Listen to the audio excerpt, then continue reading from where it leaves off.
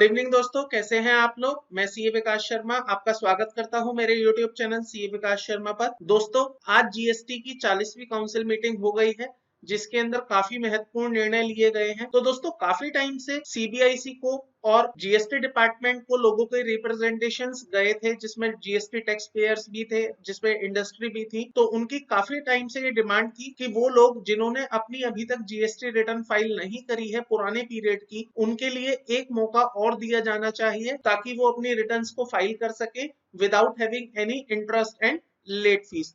तो दोस्तों, यहाँ पर जो आज की मीटिंग में डिसीजन लिए गए हैं वो मेजरली उन्हीं लोगों के लिए लिए गए हैं। तो मैं एक बार बता देता हूं आपको, आज 3 महत्वपूर्ण डिसीजन आए हैं दोस्तों।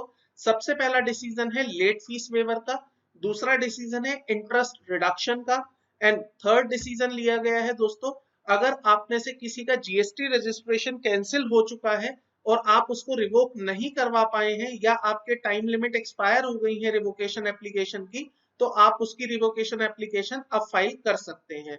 तो चलिए दोस्तों, आज बात कर लेते हैं सबसे पहले उन डिसीजंस की जो जीएसटी काउंसिल मीटिंग में लिए गए हैं। तो दोस्तों, सबसे पहला जो डिसीजन आज लिया गया है वो है लेट फीस वेवर का। जी हाँ दोस्तों, डिपार्टमेंट की तरफ से टैक्स पेयर्स को 2 कैटेगरी में डिवाइड किया गया है और दोनों के लिए अलग अलग लेट फीस वेवर का प्रोविजन बनाया है। तो सबसे पहले बात कर लेते हैं दोस्तों, for all those tax payers who have no tax liability. तो दोस्तों, यहाँ पर जो बात की जा रही है वो टैक्स पेयर जिनकी कोई टैक्स लायबिलिटी नहीं बनती है किसी महीने में, वो अगर अपनी रिटर्न अब भरना चाहते हैं, जिन्होंने पहले कभी अपनी रिटर्न नहीं भरी है for the period of July 2017 to January 2020, वो अब अपनी रिटर्न फाइल कर सकते हैं विदाउट एनी लेट फीस। उनके ऊपर 0 लेट फीस लगेगी, बट कंडीशन यही है दोस्तों कि आपके ऊपर कोई टैक्स लायबिलिटी नहीं होनी चाहिए। और एक और कंडीशन है दोस्तों, यहाँ पर जो डिपार्टमेंट की तरफ से बोला गया है कि ये रिटर्न आपको फाइल करनी है दोस्तों 1 जुलाई 2020 से लेके 30 सितंबर 2020 के बीच में। तो दोस्तों, अगर आप अपनी जुलाई 2017 से लेकर जनवरी 2020 तक की रिटर्न 1 जुलाई 2020 से 30 सितंबर 2020 तक के बीच में भर देते हैं तो आपके ऊपर कोई लेट फीस नहीं इंपोज की जाएगी। तो दोस्तों, अब बात कर लेते हैं उन टैक्स पेयर की जिनकी किसी भी महीने में कोई टैक्स लायबिलिटी बनती है। तो यहाँ पर लिखा है उन्होंने, for those tax payer who have tax liability, उनके ऊपर एक मैक्सिमम लेट फीस इंपोज की जाएगी। तो लेट से आप जुलाई 2017 से लेकर जनवरी 2020 तक की किसी भी महीने की रिटर्न फाइल कर रहे हैं और किसी भी महीने में आपके ऊपर जीएसटी की टैक्स लायबिलिटी आ जाती है, तो उस केस में आपके ऊपर लेट फीस 0 नहीं की जाएगी दोस्तों, बल्कि 500 रुपए की एक मैक्सिमम लेट फीस इंपोज की जाएगी और ये केवल उसी महीने के लिए एप्लीकेबल होगी। तो मान के चलते हैं किसी महीने में टैक्स लायबिलिटी बनी तो उस महीने में 500 रुपए लेट फीस आपके ऊपर मैक्सिमम इंपोज कर दी जाएगी। अगर इस बीच में कोई ऐसा महीना आता है जहां पर कोई टैक्स लायबिलिटी नहीं बनती है, तो दोस्तों आपके लिए ये वाला बेनिफिट अवेलेबल है, आप बिना किसी लेट फीस के अपनी रिटर्न फाइल कर पाएंगे। कंडीशन दोस्तों यहाँ पर भी यही रखी गई है कि आप अपनी रिटर्न 1 जुलाई 2020 से लेके 30 सितंबर 2020 तक के बीच में फाइल कर देंगे। दोस्तों, जैसा कि आप अभी जानते ही हैं, जीएसटी काउंसिल की तरफ से और जीएसटी डिपार्टमेंट की तरफ से फरवरी, मार्च, अप्रैल महीने की रिटर्न की ड्यू डेट भी इंक्रीज करके 30 जून कर दी गई थी। तो यहाँ पर फिर एक रिलैक्सेशन लेके आए हैं दोस्तों लेट फीस वेवर का उन लोगों के लिए जो स्मॉल टैक्स पेयर हैं जिनका टर्नओवर 5 करोड़ तक का है। तो यहाँ पर लिखा हुआ है दोस्तों, the small tax payers whose aggregate turnover is up to ₹5 CR will be provided a waiver of late fee and interest if they have filed the form 3B for the supply affected in the month of May, June and July 2020 by 30th September 2020।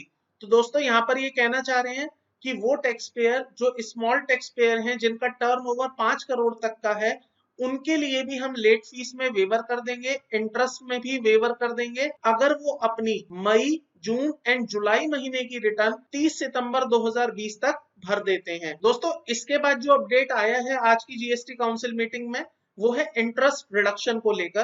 तो ये भी बात करता है small tax payer की जिनका turnover 5 crore तक का है। दोस्तों, यहाँ पर उनके लिए एक ये बेनिफिट दिया गया है कि जो टैक्स पेयर अपने फरवरी महीने की, मार्च महीने की और अप्रैल महीने की रिटर्न 6 जुलाई तक भर देते हैं तो उनके ऊपर कोई इंटरेस्ट चार्ज नहीं किया जाएगा। लेकिन अगर वो अपनी रिटर्न 6 जुलाई के बाद भरते हैं तो उनके ऊपर जो इंटरेस्ट चार्ज होगा वो 18% के हिसाब से ना चार्ज होके दोस्तों 9% के हिसाब से चार्ज किया जाएगा। दोस्तों इसके बाद जो एक अपडेट आया है वो आपका रिवोकेशन ऑफ कैंसिलिएशन को लेकर है। तो ऐसे कई टैक्स पेयर हो सकते हैं दोस्तों जिनका रजिस्ट्रेशन ऑलरेडी कैंसिल हो चुका है। कैंसिलेशन होने का रीजन ये हो सकता है कि आपने अपनी रिटर्न फाइल नहीं करी थी केवल इसी वजह से कि आपके ऊपर लेट फीस बहुत ज्यादा लग रही थी। तो अब क्योंकि लेट फीस भी वेव हो गई है तो आप अपनी रिटर्न फाइल कर सकते हैं और साथ ही साथ आपको रिवोकेशन की अपॉर्चुनिटी भी दी जा रही है। तो दोस्तों यहाँ पर बात करते हैं वो tax payer who could not gate cancelled GST registration restored. अगर आप अपना जीएसटी रजिस्ट्रेशन रीस्टोर नहीं करवा पाए हैं in the time are be given an opportunity to apply for the revocation, जो भी हमने आपको टाइम दिया था 30 दिन का, अगर आप उसमें अपना जीएसटी रिवोक नहीं करवा पाए हैं तो आपको फिर से एक मौका दिया जा रहा है। आप अपने जीएसटी रजिस्ट्रेशन के कैंसिलिएशन की रिवोकेशन एप्लीकेशन फाइल कर सकते हैं अप टू 30 सितंबर 2020।